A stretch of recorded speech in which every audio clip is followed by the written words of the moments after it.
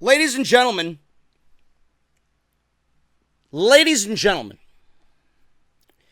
what you guys just watched, or what many people didn't watch and opted to watch the fucking Saints Redskins, or the Yankees Red Sox, what you guys watched tonight, if you did tune in to the USA Network, was probably the worst Monday Night Raw of 2018. You'll probably have some fucking shill on social media. How do you think this was the worst show of 2018? We had Trish, we had Lita, we had Kurt Angle, we had Triple H, we had Shawn Michaels, DX, D-Generation X reformed. Exactly. WWE is dipping into the cookie jar a little bit too much, man. A little bit too much. Their fingers are filled with chocolate morsels, and they can't keep their hands away from the sweet, sugary, buttery goodness that is the nostalgia cookie that they dip into the jar every so often. More times than I think I've ever seen them dip into the proverbial nostalgia cookie jar. Do you people understand? Do you people legitimately understand how damaging this is to the show? What happens when Triple H, Shawn Michaels, Kurt Angle, Trish Stratus, Lita are not there anymore? You're going to have to rely on the people that you are right now putting on the back burner.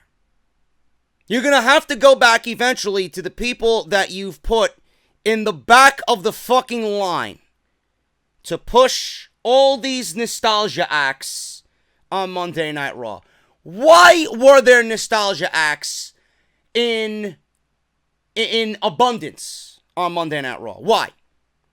It's because Monday Night Raw for the past 2 weeks has suffered the lowest fucking ratings in their history. In the history of this program. They have garnered the lowest ratings in its 25-year run. So instead of relying on the talent, which they know they don't have a big star on this roster to maximize viewership. They don't have somebody on the current roster that fans legitimately fucking care about. They don't have another superstar that you could say, he's going to be the next Stone Cold. He's going to be the next Dwayne Johnson. He's going to be the next Hulk Hogan. He's going to be the next Shawn Michaels or the next Undertaker or the next John Cena. Nobody. WWE, this was not a newsworthy edition of Monday Night Raw. This was a desperate edition of Monday Night Raw. And don't give me the fucking excuse of, oh, well, they were jet-lagged. Or they're all tired. Or they made the trek back from Australia for 20 hours to come back to Chicago to put on a show. Cut the shit. Last time I heard, or what I can recall, is the performers don't write the fucking show. This show was a complete fucking disaster.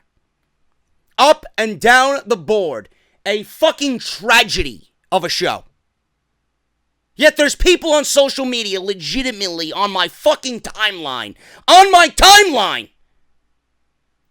Complaining about the people complaining about how Raw is week in and week out. Legitimately, I have people on my timeline, people that I don't follow, people that I follow, are liking these other people's tweets and then they show up on my timeline. These people complaining about how bad Raw is. So you're okay with D-Generation X coming back and reforming for the fucking 18th time. Aging veterans in Triple H and Shawn Michaels doing crotch chops in Saudi Arabia. Yeah. Not what I really call exciting. I sat there as if I was a fucking Yankees fan tonight with a 14-1 blowout. I don't understand the pass that WWE gets every time this shit comes up. I really don't get it. It boggles my mind how bad this show is, and people constantly week in and week out defend it, and they don't raise the issue. There's not a single drop of fight in anybody on social media. It's like they all give up. It's like they all give up. Fuck it, I might as well join the rest of the fucking zombie crew and just try and find positivity where I can so that I look good in the eyes of whomever. I don't know who the fuck you're impressing. Who are you impressing? Who are you impressing with this high and almighty attitude? Oh, positivity. Let's find something positive in the show. There's nothing positive about Monday Night Raw. Nothing. People need to start pinpointing the fucking bad on these shows. There's not enough people like me. There's not. Who in this community, who does this shit on this platform that says what I say week in and week out? I think the only person that actually does it week in and week out is Cronin. Who else? And BC, right? Who else? Who else? No one. Then we're looked at as fucking psychotic fucking assholes.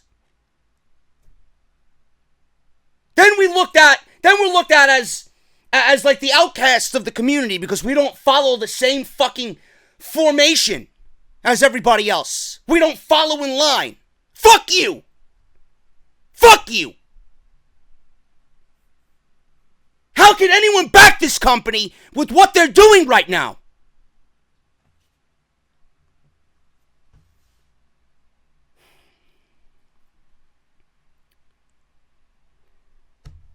I don't even want to go off track, man.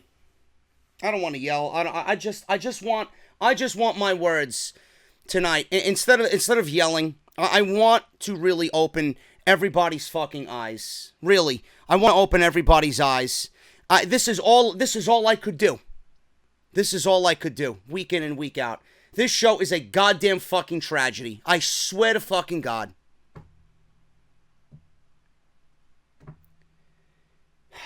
Literally the same shit week in and week out, man. I don't get it. I really don't understand it. Monday Night Raw from Chicago. Monday Night Raw from Chicago. Don't let the shills fool you. They flew from Australia into Chicago. Last that I remember is that the active Raw roster, the people who are performing in the ring are the ones not writing the show. So for the simple fact that people are going to start using the excuse, the reason why we've seen so many fucking rematches tonight is because they tried to give the roster a break. How does that even make any fucking sense? How? So you're giving the roster a break by giving me the same fucking matches that we've seen at Super Showdown, the same matches that we've seen for the last 4, 6, 7, 8, 9, 10 weeks on Monday Night Raw, right?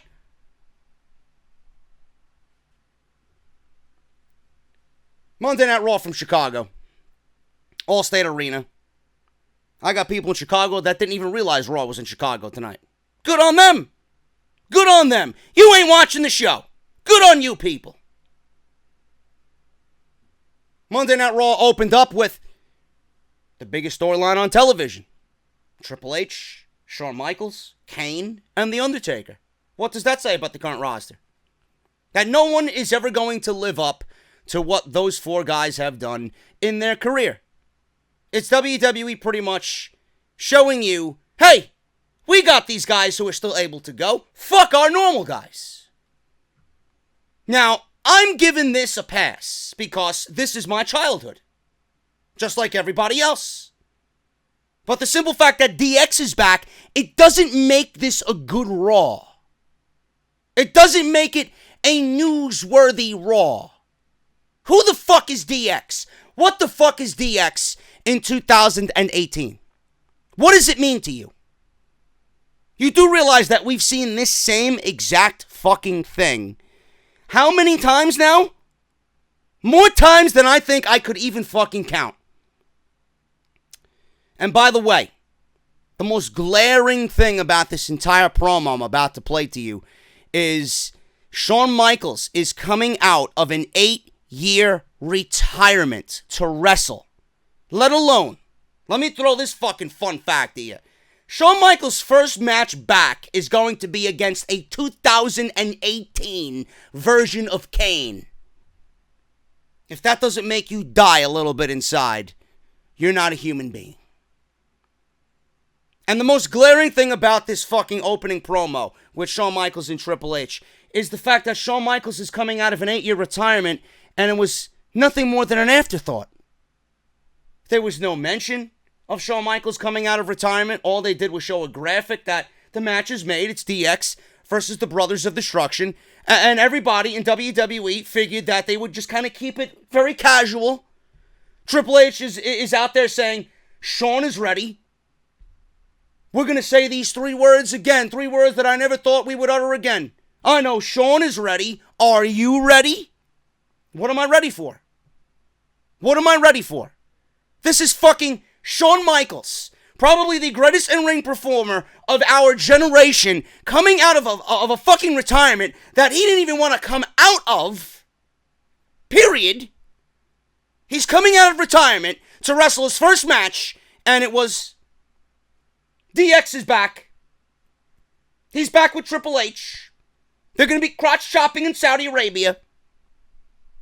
They did not build on the importance of Shawn Michaels coming out of retirement, nor did they make it a big deal. There should have been balloons. There should have been a fucking huge announcement. There should have been verbal announcement and verbal confirmation that Shawn Michaels is going to be wrestling in 3 fucking weeks. I didn't hear anything of those or anything like that on Monday Night Raw. Why? So I guess the money trumps the 8-year retirement that this guy sat home for and kept his word on. The money is more important. The fact that you now coaxed him out of retirement means nothing. The only thing now that's important is that you're making all this money from Saudi Arabia. You have to keep your end of the fucking bargain. And fuck it. The retirement means nothing. The retirement was bought out by dirty Saudi money. The WWE whored themselves out and they tarnished Shawn Michaels' retirement without even properly announcing it to everybody. This should have been a Daniel Bryan-like announcement when Daniel Bryan was finally cleared to come back to SmackDown Live. Why wasn't the words, I am coming out of retirement, I've heard your cries of one more match, you're getting one more match. Why? Do you know how impactful that would have been instead of seeing it on a fucking graphic? Doesn't mean anything to WWE. It doesn't mean jack shit.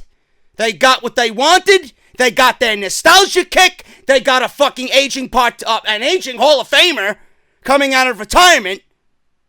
And they suckered you all in. And they made it seem like a fucking afterthought. Now, but you're okay with that though, right? DX is back. They flew 20 hours from Australia and designed their new t-shirts on the fucking plane ride back. Fuck out of here. Complete joke. Shawn Michaels and Triple H address Kane and The Undertaker and the post-match attack at Super Showdown. Respect is a word that has lost its significance as of late. Respect. Respect is not something that Shawn and I give very easily. It takes a lot to earn our respect. Respect, like when someone you idolize takes you under their wing from day one because they see something special in you. They help you to become something more. It's respect. Respect, like when you spend your entire career fighting everyone and everything side by side, back to back, fighting the world together. That is respect.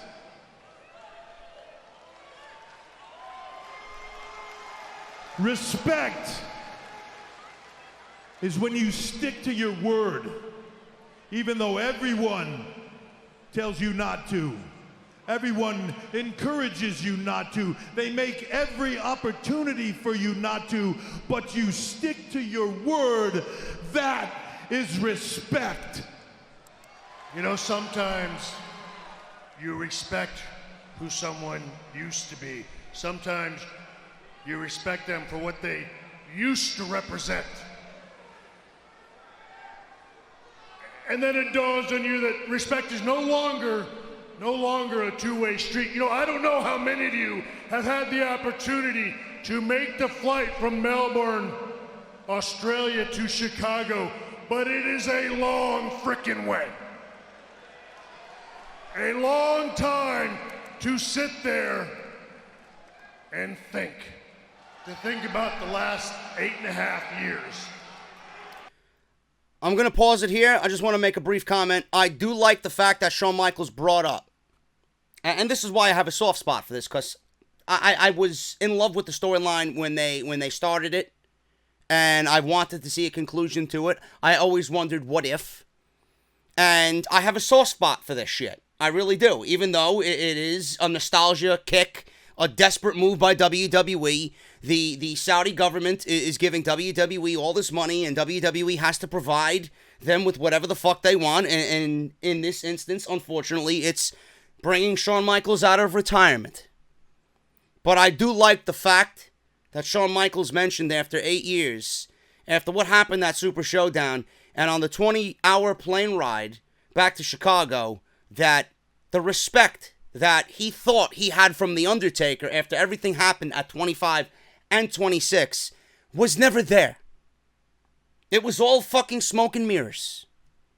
And I love the fact that he explained, this is why I'm pretty much doing what I'm doing now. 8.5 long years that I have sat there and honored my word out of respect. A respect that never existed at all. When those wheels touched down in Chicago, that door opened.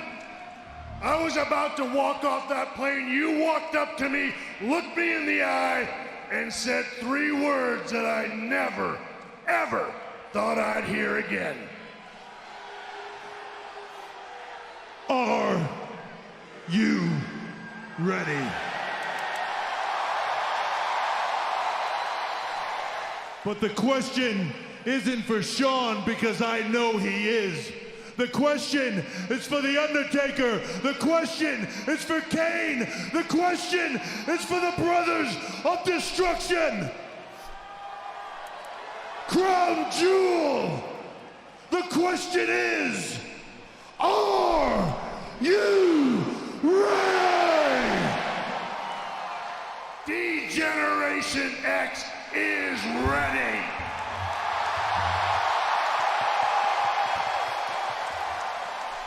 Kane, Undertaker, Brothers of Destruction. I say this with absolutely no respect at all. If you're not down with that, we got 2 words for you. No verbal confirmation from Shawn Michaels outside of the symbolic "Are you ready?" It was treated as an afterthought, and it was treated as something not that important. And I would love to know why. Did everybody just assume? Did everybody just expect? And it's just, okay, whatever. It is what it is. Shawn Michaels coming out of an 8-year retirement. It's like he never was fucking retired to begin with. I don't like that. I don't like that. That moment should have been one of the biggest moments in the last decade for WWE. Since the guy fucking stepped away. I don't like that. Treat it as an afterthought and not as important as it should be. And I know you guys think the same way. I know you guys feel the same way, because I heard it and read it on social media. Will I enjoy the match? Probably. I enjoyed the match at Super Showdown with The Undertaker and Triple H. Not as good as their other matches, but what do you expect with two 50-year-olds? The Undertaker is 53 fucking years old. Triple H is nearing 50. What do you expect? Everybody's mentioned, well, they can't have a match without all the bells and whistles. They need the bells and whistles. They needed the no DQ. They're moving around a lot slower than they used to. No shit. No shit. But the fact of the matter is, you're presenting me my childhood in 2018. I will always embrace these three men. And Kane. I was never a big Kane guy. I loved old Kane, but I was never a big Kane guy. The fact that he's there, he's only there because of The Undertaker. But I enjoy this because it's a part of my childhood. You know, we're not going to be seeing these guys around for years and years and years to come. So I have a soft spot for whatever's going on right now. But there is more bad than good with this. And nobody's really talking about the bad because of that soft spot that we all have for Shawn Michaels, Triple H, and The Undertaker, and what these guys are capable of even at their age, and the storyline that they're telling us. And the storyline that we're going to see into Survivor Series, into WrestleMania, and throughout this Shawn Michaels run of coming out of retirement. We're going to see what happens. But I'm not going to give them a pass because it's a part of my childhood I don't want to see go away. I'm going to give you the truth about everything, and I've already done that. There's more negative about this than there is positive.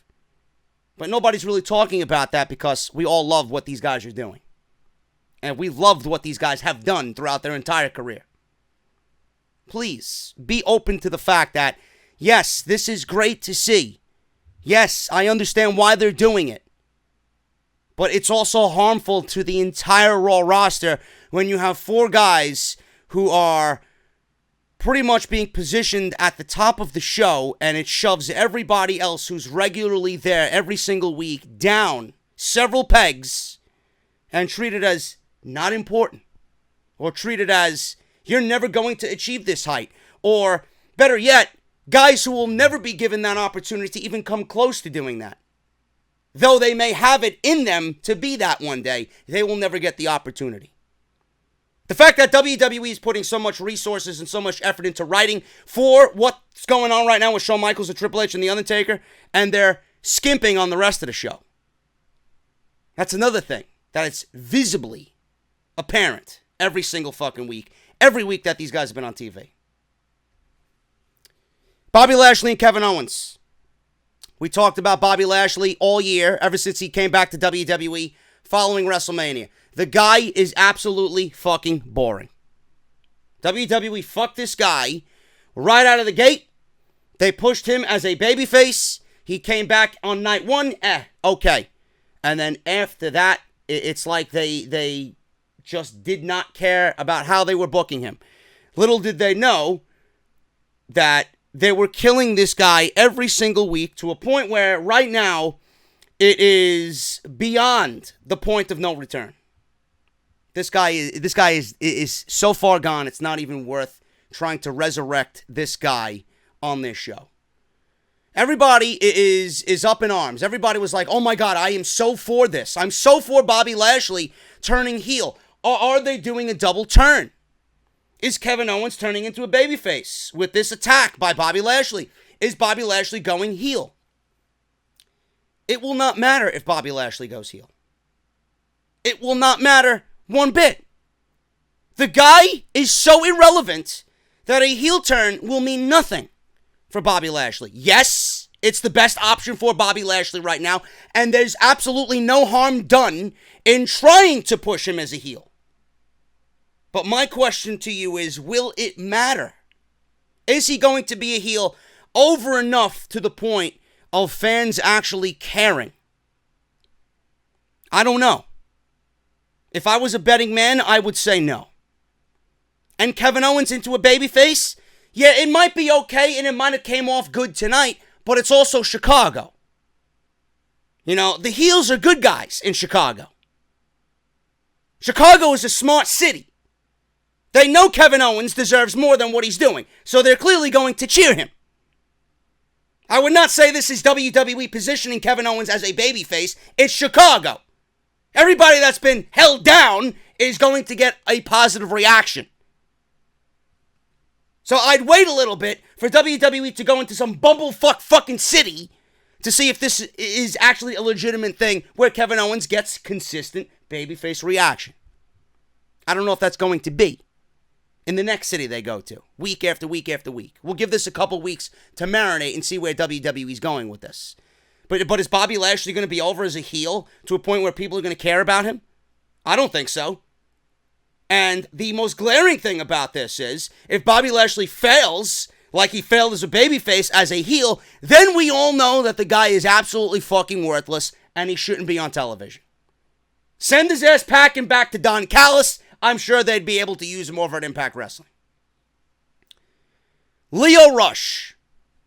I came out and said, okay, I could give this a chance. I think this is going to be a decent pairing. I'll see where this goes. He's got good mic skill. He looks like a good hype man. WWE could have a very, very creative, a very, very good, fresh direction here with Lashley and Lio Rush. I even pitched ideas for Lio Rush to become a mini millionaire mogul, where he signs talent like Bobby Lashley and Shelton Benjamin and Apollo Crews and just makes his own little stable of money guys who have been held down, guys who have been underappreciated, guys who are multi-fucking-talented but haven't been able to show it.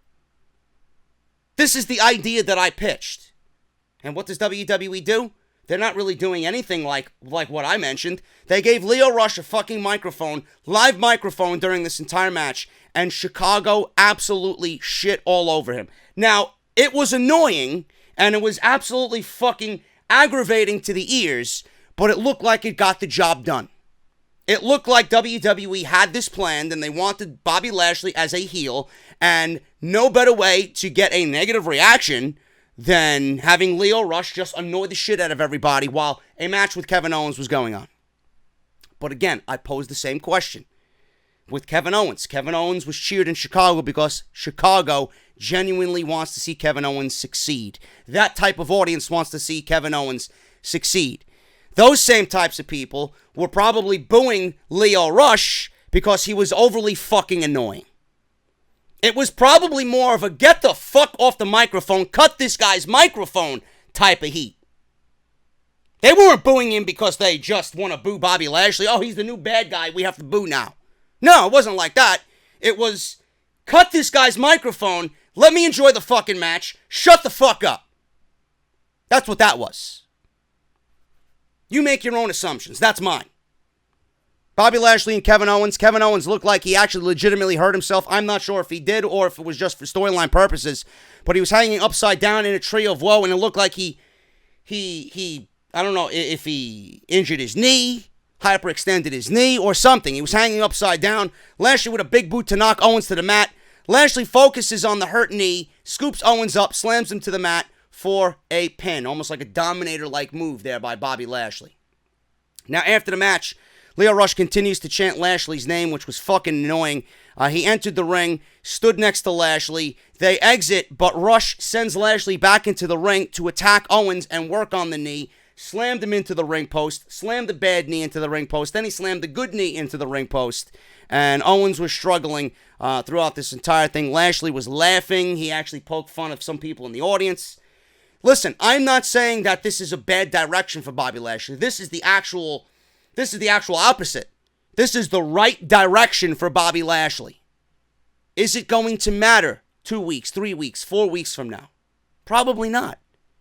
I don't think people care about Bobby Lashley. Bobby Lashley is one of those guys that has been directionless. And if you go on a string of just directionless, meaningless fucking shit, and WWE portrays you as that to the audience, the fans are going to think, this guy is fucking worthless. I shouldn't invest my time into this guy because WWE doesn't invest their time into this guy. So why am I going to care in the end? Now you want to put effort into Bobby Lashley? He's been there since April. Now you want to put effort into Bobby Lashley. It's fucking October. This should have been done in April. Too little, too late. We'll see what happens. Bobby Lashley beats Kevin Owens in a match that we've seen already. So we're 1 for 1 in the I've seen this already on Monday Night Raw. The announcers discuss a WWE World Cup tournament at Crown Jewel. Now, there will be 4 superstars from Raw and 4 from SmackDown battling to see who is the best in the world. Now, WWE made this seem like they're scouring the world for talent. I mean, it is the World Cup. This should legitimately be a spectacle of sorts in the WWE on a yearly basis. WWE should have a G1 Climax-like tournament that spans the entire month, in which the winner gets a title shot at SummerSlam or the Royal Rumble or one of their major 5 big pay-per-views. Something. They should get a number 1 contendership for winning this tournament, plus a trophy. That's what I would like to see in the WWE. Fuck, call it the King of the Ring. Just rename it the King of the Ring. We're getting a World Cup tournament, which already is a complete travesty of a name. It's not a World Cup tournament. This is a WWE bubble tournament. Because there's nobody in the tournament going to be from another promotion or from another country. It's going to be a WWE contained tournament. So we're going to see an 8-man tournament at Crown Jewel. Fine. You suckered me in. I'm a sucker for tournaments. Okay? But to call it a World Cup tournament, nah. You're not selling me on that. So John Cena doesn't have to qualify for the tournament based on his accomplishments, so he's already in the tournament. Okay. That's not really fair. That's not really fair at all. Why couldn't we put Randy Orton in the fucking tournament based on his accomplishments too? Isn't he a 13-time world champion? Why do we have to suffer to watch Randy Orton in the Big Show on SmackDown Live tomorrow night? Catch my drift? Fuck out of here. So John Cena's in the tournament. Baron Corbin will host a World Cup Battle Royal on Raw. And we're going to find out who's going to qualify from this Battle Royal. Just keep that in mind. We get Kayla Braxton backstage with Finn Balor and Bayley. They talk about their Airbnb or their B&B, their bread and breakfast. Becky Lynch. I got Becky Lynch on my fucking mind. About how fucking terrible that is. Team B&B over here, right? The bed and breakfast with Balor and Bayley, right? I would prefer my orange juice with no pulp, please, Mr. Balor. I would like my pancakes lightly buttered, Bayley, please. Can I have a bowl of fruit, please? With that, can I have a side of toast lightly buttered? Can I have my eggs scrambled? Can I have my sausage links? 2, preferably, with 1 slice of bacon. No Canadian bacon. I'm not a big fan of Canadian bacon. Okay? These pancakes were too dry, Bayley. Can you please go replace them with some French toast? Please. Can I have a bowl of cereal, preferably Raisin Bran? Can I have some low-fat milk with my cereal, please? Can I have a cup of coffee? Cream and 3 sugars, please, Bayley. Are they running a bed and breakfast, or are they a fucking tag team in WWE Mixed Match Challenge? I can't fucking tell anymore. And if that's the best that you could come up with as far as names for these guys, then fuck you. Shows the level of creativity in WWE. So they're talking about another match with Jinder Mahal and Alicia Fox. You know? And at this point, I'm like, again, this is the best that you have for Finn Balor on Monday Night Raw. Another tag team match with Bayley against Jinder Mahal and Alicia Fox. No one fucking cares. So now we're 2 for 2 on matches that you could put into the category, well, fuck, I seen this already on Monday Night Raw. They were interrupted by Lio Rush and Bobby Lashley, who insult Bayley and Balor and say the real interview is with Bobby Lashley. And Bobby Lashley goes on, did you see what I did to Kevin Owens out there? Did you see how I kicked his ass? This new attitude is going to be a new thing for Bobby Lashley. We'll give it time. We'll give it time. I expect nothing of it, but we'll give it time. Elias is out there with his guitar, strumming some new chords again. I like that he's getting creative and getting different with his notes. Some nice fret work there by Elias. Elias talks about how the legends are talking about him when they talk about the future of WWE, and no one knows this better than John Cena. Elias says that Cena knows what WWE stands for, and it stands for Walk with Elias. Elias says the circumstances that led to his loss with Kevin Owens against Cena and Bobby Lashley were not his fault. Now, Bobby Lashley was a heel on Monday Night Raw, but he was also a babyface on Saturday night. So I guess WWE wanted this match to go through Australia and have babyface Bobby Lashley team with John Cena because they couldn't really act upon this in the weeks leading up to this Super Showdown tag team match with John Cena, Elias, and Kevin Owens. It really wouldn't have made sense. So they waited all this time until they got that match over with, pushed him as a babyface, and then as soon as he got back to the States, we'll turn him heel. We'll turn him heel. The longer you wait, the less it's going to mean to me. So Elias says that it wasn't his fault, but he did write a song about it. Now Elias asks everyone to be quiet, to silence their cell phones, shut your mouths, the same shit.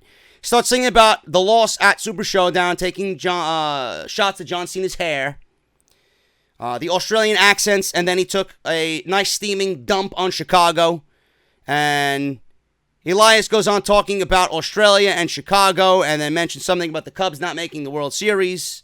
Obviously WWE trying to, try their best creatively to try and reenact what happened in Seattle. So I guess this is Elias's new shtick now. He's just gonna shit on sports teams everywhere he goes.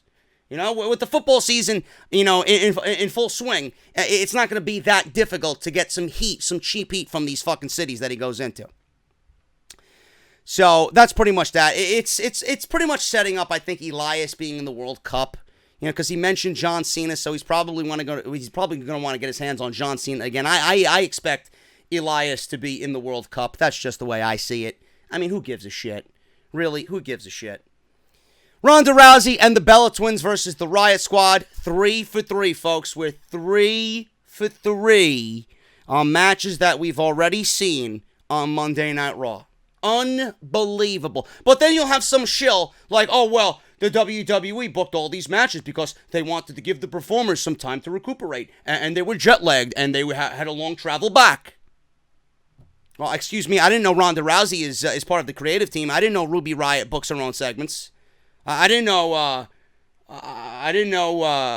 guess Roman Reigns is booking himself to win and lose week in and week out on Monday Night Raw. Are they writing the show, or are there fucking creative goons in Stamford, Connecticut writing their show? Not everybody traveled to Australia. Has nothing to do with the fucking writing and the formula of the show. The show was trash. The show was fucking garbage. They lack creativity. It's not being tired. It's not being jet-lagged. Yeah, I guess they were jet-lagged for the last 6 fucking weeks that we've seen Bobby Roode and Chad Gable versus the fucking Ascension. Right? Fuck out of here with your lame excuses. Ronda Rousey and the Bella Twins versus the Riot Squad. We knew it was coming. This match really didn't mean anything to me. We've seen this at Super Showdown. How much different could it be? They only booked this match for one reason and one reason only, and that is to legitimately ruin WWE Evolution. I mentioned this on Off the Script today. If you guys missed Off the Script, it is live on the channel right now. I'm going to post it in the comments section, and I'm going to post it in the annotation that you see in the top right corner. Go watch my rant on Evolution. I talk about Bella turning heel before we even got to Monday Night Raw, and I talked about the proposed main event for Evolution and how much of a fucking joke it is. With one heel turn, which I didn't think they were going to go through with it all the way. They actually did. With one heel turn, WWE made Evolution a complete fucking joke. This is a sham. It's a farce. It is a goddamn fucking joke. Evolution is a complete political fucking agenda by WWE. This show, I mentioned this on Off the Script, I'm going to repeat it here. I hope this show bombs in nuclear-like levels. I really do. And this is not the only thing that they added to the show. They actually added something and then conveniently changed it, which I'll tell you why in a second, why they changed one of the big marquee matches on Evolution. This main event of Nikki Bella and Ronda Rousey is a slap in the face of every fucking woman who built this revolution up and started it, and the true meaning of it is no longer. It means nothing. Whatever Bayley, whatever Asuka, whatever Charlotte, whatever Becky, whatever anybody from the Evolution, from the early days of NXT. Bayley, Sasha, all that. Their match means nothing. Their match is an afterthought. Their match was an afterthought. Whatever Sasha and Charlotte did on Monday Night Raw for the women's title, hot potatoing the title back and forth, first ever this, first ever that. Meaningless. It is all meaningless. Ronda has done her job. Ronda is a political fucking puppet for WWE. Her master now is Stephanie McMahon, Vince McMahon, and Triple H. Her job is done. The only reason why Ronda Rousey was brought into the WWE was to get those billion-dollar TV deals. Without Ronda Rousey, those TV deals would not even be where they are today. They wouldn't be done. WWE would have never signed for that much money. The reason why they did get that much money is because Ronda Rousey is at the head of the class of the women's division. She did nothing to build this revolution. She's doing nothing to enhance the revolution. And as WWE gives her the title and builds Monday Night Raw's women's division around her, it's slowly collapsing around her piece by piece, week by week. The Bella Twins have, and I don't give a fuck what Paige says on a podcast. I don't give a fuck what these political hacks, these shills in the fucking community want to say and brag about how worthy and how deserving and how great and how legendary the Bella Twins are. The Bella Twins have nothing to do with the revolution. The only part of the revolution that they do have some say in is the fact that they were on the receiving end of a scathing promo by AJ Lee, where she dropped truth bomb after truth bomb after truth bomb on them. They are nothing but reality TV trash trying to somehow fit into this new era. And because WWE has them on Total Divas, I'm sure this will be a part of Season 10. I'm sure this is going to be filmed for Total Divas. I hope Total Divas gets fucking canceled. I hope whoever's watching Total Divas and watching this show, I hope you're happy with the minimal audience that you're bringing in from Total Divas to watch Monday Night Raw. I'm sure it's really helping that they garnered a 1.64 rating last week on the show alone, which is the lowest in Monday Night Raw history. So congratulations to you. Everything that Sasha and Bayley and Asuka and everybody else that built that NXT division and claimed it as a revolution. It was a revolutionary thing that came out of NXT. WWE fucking killed it. They absolutely fucking killed it. This pay-per-view is a complete fucking disaster. And on top of that, the next week that WWE has on pay-per-view is 1 week after Evolution. So how great is Evolution looking at the pay-per-view calendar, knowing that the women aren't going to be allowed into Saudi Arabia again for a second time this year with one of WWE's biggest shows? What does it look like to you with Evolution happening 1 week before Crown Jewel? It's being done as a pity party for the women of WWE because for a second year in a row, as WWE accepts blood money from the Saudi government, they're not allowed to take half of their fucking roster to Saudi Arabia because the women aren't allowed in the country. So how does it look? You legitimately shit all over Sasha and everybody else.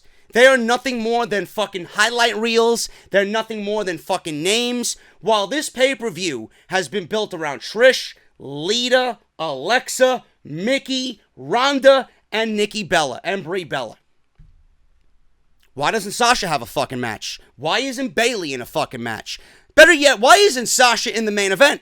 Why isn't Asuka in the fucking main event? Why isn't Asuka booked on this fucking show yet? You want to brag about a 900 fucking day title reign in NXT? Why isn't she celebrated? Why isn't she heralded on this fucking show? When was the last woman on WWE television able to say that she held a fucking title and an undefeated streak for 910 fucking days? Why isn't Sasha in this discussion? Why? Where's Bayley? Why aren't Sasha and Bayley given a platform to recreate and better themselves from 4 years ago? Why? The only reason why I legitimately watch this show, or I am going to watch Evolution, the only reason why I'm legitimately going to watch Evolution is because I want to see my NXT girls. I want to see my NXT matches. And I'm telling you all right now, I want you to sit here and listen to the words that I'm about to say. When you watch Io Shirai, and you watch Toni Storm, And fuck it, I spoiled the Mae Young Classic for you. Blow me. When you watch Io Shirai and Toni Storm in the finals of the Mae Young Classic, okay? I want you to watch that match, and I want you to realize that what you're watching there is how the women's division should be. Instead, you're giving Ronda Rousey. Ronda Rousey's been given the fucking championship, and yes, she is the female Brock Lesnar. She might not be the female Brock Lesnar in the fact that she does wrestle on Monday Night Raw, and Brock Lesnar wants to sit at home and read fucking magazines while his fucking wife is cooking beef stew. Ronda Rousey's the female Brock Lesnar. Not in the sense that she's not wrestling on the show, but given that she has the title, she's handcuffed the entire fucking division. No one in that division, Ember Moon, Ruby Riot, Bayley, Sasha Banks, anybody, is never going to have an opportunity to become women's champion because WWE is going to build that division around her, and they want Ronda at the top when they enter 2019. They want Ronda at the top when they enter WrestleMania. This division, this show, is a complete fucking joke.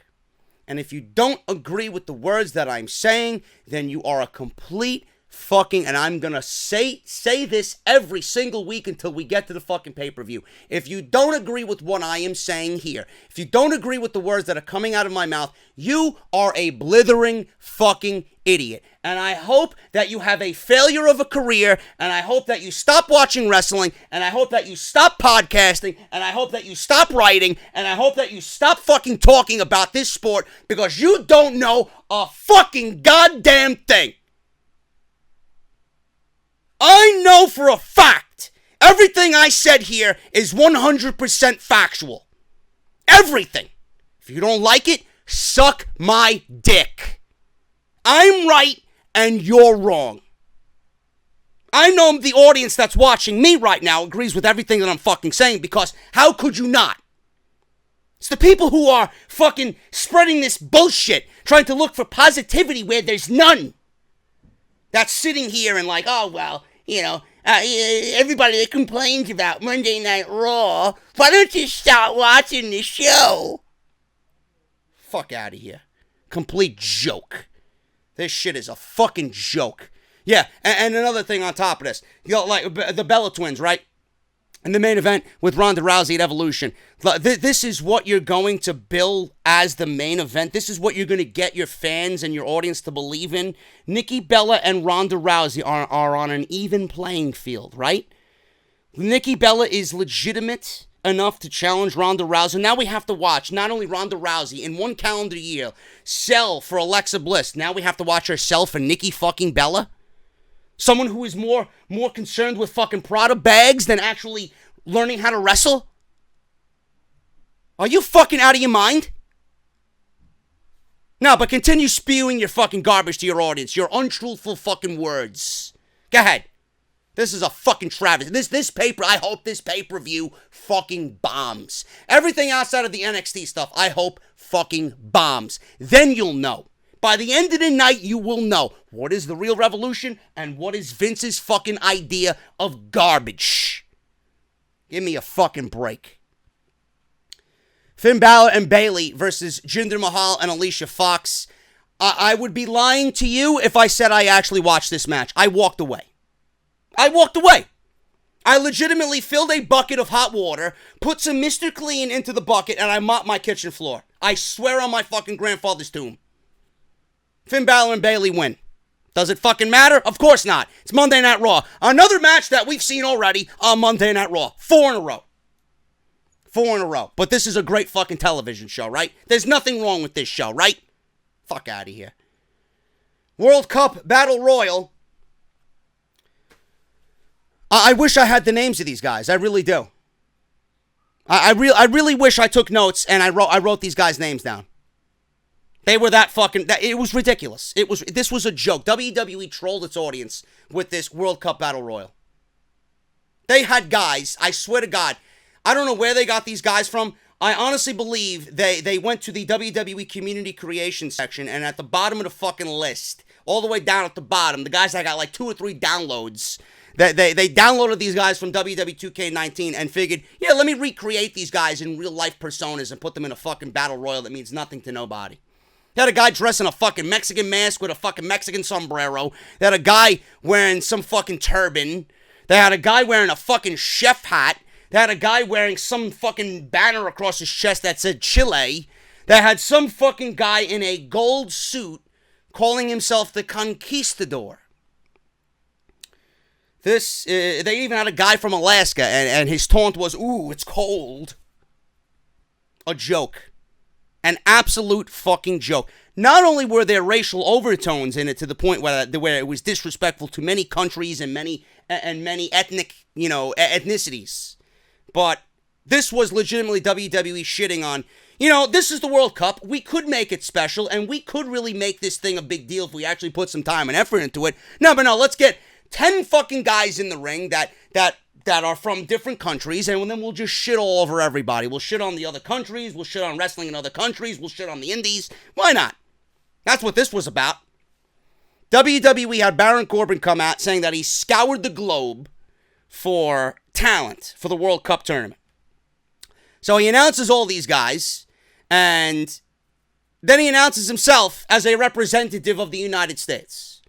So during this battle royal, he's throwing everybody out. He's obviously the last one standing. During the match, as soon as the bell rung, the guy in the gold suit, the Conquistador, rolls out of the ring, and he's sitting by ringside. He's not even wrestling. So Baron Corbin didn't know that he was just sitting there. Baron Corbin thinks he won the match. The timekeeper doesn't ring the bell. And he's like, "Where's the bell? I won the match." The Conquistador comes in, starts dancing like a fucking Mexican jumping bean. And then he eliminates Baron Corbin. And I knew who it was before he even threw a fucking suplex. Because it's very hard to not notice Kurt Angle's bulging fucking neck. Okay? So he's dancing around, he's suplexing, a trio of German suplexes. The Conquistador then hits the Angle Slam out of nowhere. And then he eliminates Corbin to win. Corbin can't believe it. The Conquistador is going on to the World Cup. He qualified with John Cena, right? So after the bell, Corbin looks on in disbelief. The Conquistador unmasks himself. It's Kurt Angle. Wow. I don't know. Some people liked it. Some people hated it. I thought it was ridiculous. This is WWE's attempt at taking something that should be very serious, and it could be legit prestigious if they wanted it to be, but no, it's a fucking joke. They treated everything as a fucking joke. So WWE's perception of the World Cup tournament is like, hey, we're just putting shit together for a pay-per-view because we have no fucking ideas, and the Saudi government's giving us billions upon billions of dollars. Why not? We'll just make a joke out of it. They won't fucking know as long as Kurt Angle's on the fucking card. Fucking bullshit. Kurt Angle is then backstage. Charlie Caruso approaches Angle and says, "Welcome back." Angle then says, "Well, technically, I'm still on vacation." I wish everybody writing this fucking show would take a permanent vacation. Ember Moon versus Nia Jax. Biggest thing to note here in this match is that Ember Moon didn't even get an entrance. She got a jobber entrance. There you go. The woman put on one of the best matches of the year last year with Asuka, and now she's delegated to fucking jobber status on Monday Night Raw. Ember Moon wins by countout. At the end of this match, Jax pressed Moon onto the floor, slides out, stumbles around. Jax then does a running, I guess she does that with that running suicide dive, which I absolutely love. Ember Moon's got one of the best suicide dives in all of WWE, even including the men. So she doesn't even move her, and Jax is stumbling around. Ember Moon is there. Jax is stumbling. She ends up running into Ember Moon. Ember Moon moves out of the way, and she runs right into the ring apron, the LED portion of the ring apron. Moon then makes it back in the ring in time, and Nia Jax gets counted out. Nia Jax should just stay on Total Divas. She's a complete waste of fucking time. A complete waste of time. Nia Jax was ruined since day one. I have absolutely no interest at all in seeing Nia Jax. Trish Stratus is in the ring.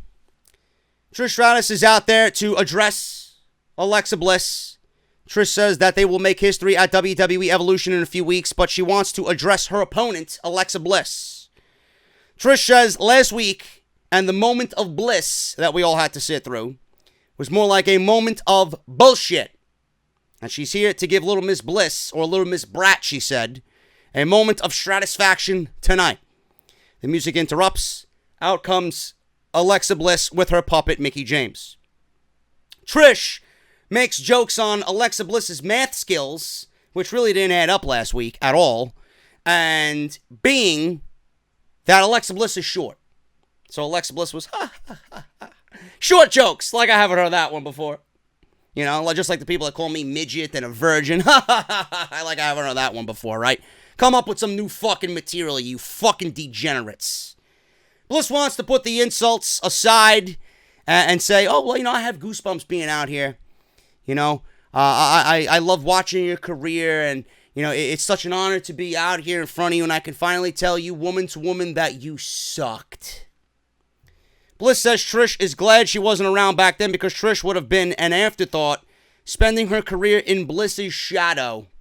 Trish invites Bliss to come down to the ring and have a go right now before Evolution. Trish would have not been in Alexa Bliss's shadow.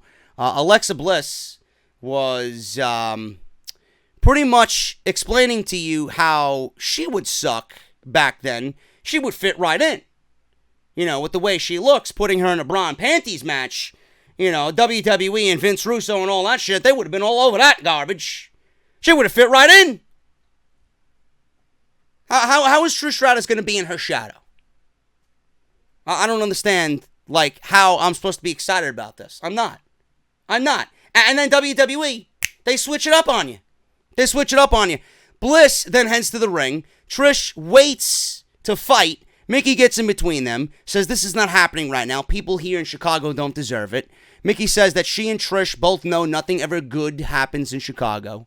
Nothing good happens in Chicago. Well, if you ask me, NXT TakeOver Chicago was pretty damn fucking good. NXT TakeOver Chicago was pretty damn fucking good, Mickie. Can't say that about WWE. Trish says Mickie can protect her little bestie, but she should tell her that, you know, being in the ring with a 7-time champion, you know, you should tell Alexa Bliss how it's going to end up at Evolution. Trish says that they are both going to find out what a Hall of Famer beatdown feels like. Mickie says that she would love to find out and says maybe they should just do a tag team match instead at Evolution. Trish says that's a good idea, but she has a partner already lined up. And Lita comes out to the ring. So they get the upper hand and double team Mickie. Lita goes to the top, but Bliss pulls Mickie out just in time before Lita hits the big moonsault. So everybody's wondering, I actually missed the announcement because I really wasn't fucking paying attention. Everybody's wondering why Alexa Bliss and Trish Stratus as a one-on-one match is now canceled, and now we're getting a tag team match with Trish and Lita versus Mickie and Alexa. This is why, okay? First of all, I've been mentioning for weeks how I would much rather see Trish in there against anybody. Anybody.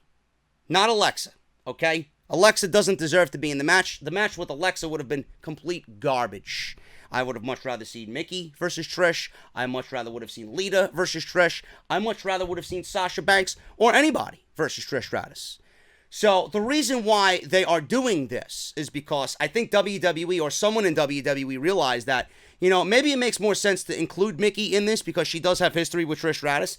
But the most obvious reason of this, even though WWE announced this in advance to sell tickets, and I guess they really weren't selling tickets based on the fucking announcement, the reason why this was changed is because Alexa Bliss is fucking hot garbage in the ring. Trish Stratus would have never been able to get a salvageable match with Alexa Bliss at Evolution. This match was going to bomb, and WWE knew it was going to bomb. So instead of having a fucking disaster on their hands and an embarrassment on their hands at Evolution, WWE did the right thing and the most safe thing here by including Mickie and Alexa in a tag team against Trish and Lita. That way Alexa can spend most of the time on the outside doing her fucking non-wrestling. Meanwhile, Mickie, Trish, and Lita can handle most of the workload. You want any more truth to that? I don't think you're going to find any. And that's the exact reason why they made this match into a tag team match instead of having a one-on-one match with Alexa and Trish Stratus. Blow me if you don't like the words that I'm speaking here on Raw Review. Don't care. The Ascension versus Bobby Roode and Chad Gable. At this point, I wanted to fucking kill myself. I really did. I don't believe what I'm watching here. And to be honest with you, Next week, we're going to get the same fucking match. I guarantee you, we're going to get the same fucking match. Can someone explain to me why we've seen this match 6 times in a row? My brother actually texted me, and I'm going to reiterate what he stated to me. He don't even watch Monday Night Raw, and he said, what is this, 6 weeks in a row? This same match, LOL. So I replied, this is the worst show on TV. Shit is boring, he says. Nothing of any importance is happening. This is the laziest booking ever. They literally take 5 minutes out of their day to map this show out. And this is coming from someone who doesn't watch the fucking show. Bobby Roode and Chad Gable win, as if anybody fucking cares. I don't know what the fuck purpose this is serving. When Bobby Roode turns on Chad Gable, which is going to inevitably happen, is it going to mean anything? Is Chad Gable over enough to a point where if Bobby Roode turns on him, people are going to fucking care? Do people love Chad Gable as if he's fucking Seth Rollins all of a sudden? It's going to be a waste of fucking time. Get Bobby Roode off this show. Please. This guy needs a reset button worse than I think anybody needs a reset button. Bobby Roode and Chad Gable win after the match. They look confused. Apparently, Gable tagged in, and Roode looks to put Victor away, but Gable tagged in. Roode looks confused. Gable hits a German suplex and holds the bridge to pin Victor. So he was upset about that he had the victory and Gable stole his spotlight. So after the match, the Authors of Pain come down. They run over and steamroll the Ascension. They destroy Gable and Roode. Fans are chanting AOP in Chicago. Drake Maverick is there. They hit a super collider on Gable and Victor, and the AOP destroyed both worthless tag teams. There you go. Paul Heyman comes out, cuts a promo. Wasn't really paying attention. I don't care. Paul, this is a spoiler and not a prediction. Your man is not winning the Universal Championship. Neither is Braun Strowman. Roman Reigns is walking out of Crown Jewel as the Universal Champion. Simple as that. And speaking of Roman Reigns, you know, it's been quiet on the Roman Reigns hate over here lately, but I do have a question that I'm going to pose to you guys. For you Roman fucking marks out there, you Roman fucking slobs out there, right? Every single fucking year, I complain about the amount of talent that this guy has been fed. This is a going issue in WWE. And Kevin Nash said, nobody's watching these shows to watch the young guys. They're not over. They put so much effort and so many resources into getting these guys over, and nobody fucking cares about the young guys on this show. The Kevin Owens, the Finn Balor, the Roman Reigns, the Seth Rollins, the Dean Ambrose. Nobody cares. They're not over with the crowd the way you think that they are over, especially Roman Reigns. How many guys has Roman Reigns been thrown? How many guys have been fed to Roman Reigns? Sheamus, Vince McMahon, you had Daniel Bryan, The Rock, John Cena, Braun Strowman, Samoa Joe, Brock fucking Lesnar, Triple H, The Undertaker. I mean, for the love of Christ, this guy had how many coronations in the last 3 years? One against Triple H at WrestleMania 32. Then he beat The Undertaker at WrestleMania 33. In the main event of WrestleMania 34 with Brock Lesnar, right? John Cena at No Mercy coronated him. Put him over. Got put over by The Rock at the Royal Rumble. Daniel Bryan put him over. Vince McMahon put him over. Brock Lesnar put him over. He eventually slayed the beast and won the Universal Championship. So for all you Roman slobs out there, what has all of that really done for Roman Reigns? Is he over? Does Roman Reigns, as Universal Champion now, speaking of which, has not been defended on Monday Night Raw, has been featured in nothing but 6-man tags, right? But he's a workhorse. He's a fighting champion, though, right? Where's the title defense, Roman? What type of workhorse are you, Roman? I thought the workhorse and defending the title was going hand in hand. I thought you were going to be the most fightingest Universal Champion of all time. Or was that nothing but a crock of shit? Nothing but a political fucking driven narrative so that you think that Roman is doing good. Meanwhile, it was nothing but WWE trying to get this fucking guy over and perceived in a light in which he does not shine. So let me ask you, Roman slobs, after everything that I just said, does he feel more important to you? Does he feel more special? Does he feel over? Does he feel like a bigger deal? Does he feel like a superstar now after he slayed the beast? The answer is simple. No, he does not. The guy is a failure. The guy is a fucking disgrace. The guy's character is absolutely fucking garbage. And I don't believe that WWE has enlisted this guy and put all their faith into this guy, and the ratings are below sub-levels. The lowest in history for this show. But Roman's over, though, right? If Roman was so over, if Roman was such a big deal, if people were watching this show for Roman, then maybe the ratings would be up. They'd be up over 2 million. They'd be up over 3 million. No, but you're going to use the MLB playoffs, and you're going to use the NFL, and you're going to use the NBA preseason as excuses, right? Because those things don't happen every year. But the Raw ratings, and Raw happens every year, and the ratings get lower every year. Sure thing, guys. Sure thing. Continue to fucking mock me and spew hate at me and fucking call me an idiot who doesn't know what he's talking about, or a smart mark, fucking basement dwelling virgin. Go ahead. Continue to say.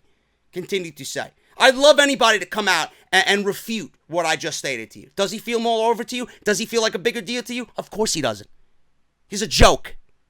Just like this main event scene on Monday Night Raw is a fucking joke. Drew McIntyre, Dolph Ziggler, and Braun Strowman versus The Shield. We've seen this at Super Showdown. It's a 6-man tag. Not a bad match, but it's very difficult for me to care about a 6-man tag that I just seen 48 hours ago. I don't care. It's Dean Ambrose turning heel or not. Which is it?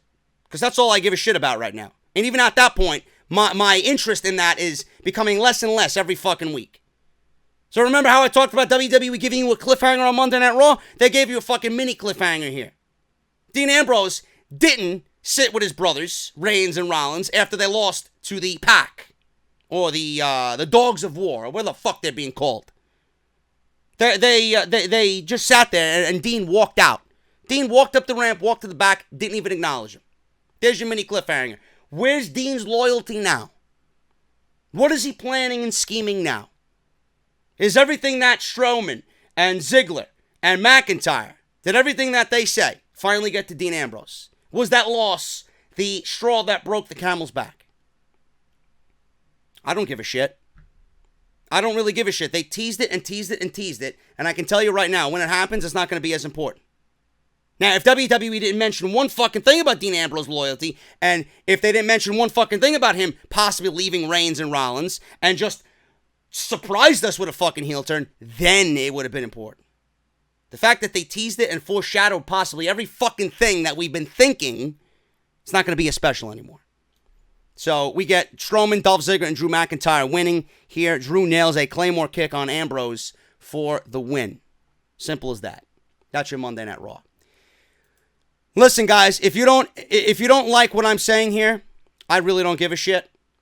I am to a point now where I know the power of my voice, and I know the power of the people listening to me, and I know the power of my audience, and I know my social media reach and my social media retention. I don't give a fuck. I'm doing bigger numbers than the so-called insiders on social media, okay? So if you don't like what I'm saying, unfollow and mute me, block me, whatever. Because I know at that point that if you block me over my views on social media and you poke fun at me about my views on wrestling on social media, and you look to throw me under the bus on social media, that means one thing and one thing only. You're either threatened by me or you are completely fucking delusional. Simple as that.